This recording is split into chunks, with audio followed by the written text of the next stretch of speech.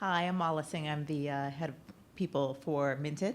And I'd love to hear some stories about how the top teams, the leadership teams at your companies, have evolved through scaling. Specifically, things like, did you change configuration, membership, charter, competencies, or core capabilities on that team? Yeah, we've recently changed our structure. When I joined 3 years ago, we were 300 folks, and we're knocking on the door of 2,000. So we've had pretty hyper growth. Still a founder-led company. I have co-founders. We can talk about that over drinks, how fun that is. Actually works super well in our case. When I first joined, you got to look at your structure, and it really becomes how many people can you touch and amplify the message and align, right? And when I joined, we had a group of 5 folks that ran the entire company.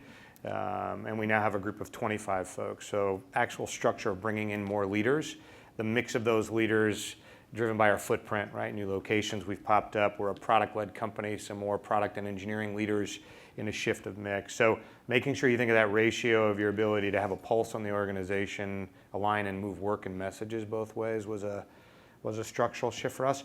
I'm not a big believer in competencies or competency models and all of that, so that's probably a different discussion. But the mentality of the leadership team also had to change from it was a group decision on everything, 5 people in a box making a decision, to nope, we're actually going to empower that one over there to make the call and get the right subgroup of people involved. So there's an exercise you can run with your group just to see where they are on the continuum. In our case, we gave them a 1 to 9 point scale, and on one end was things like take risks. The other was no failures, right? And you pick your actions, doesn't really matter what they are.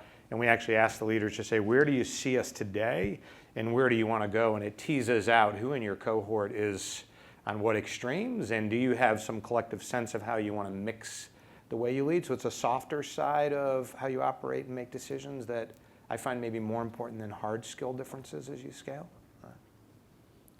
I think as you get bigger, it's more work.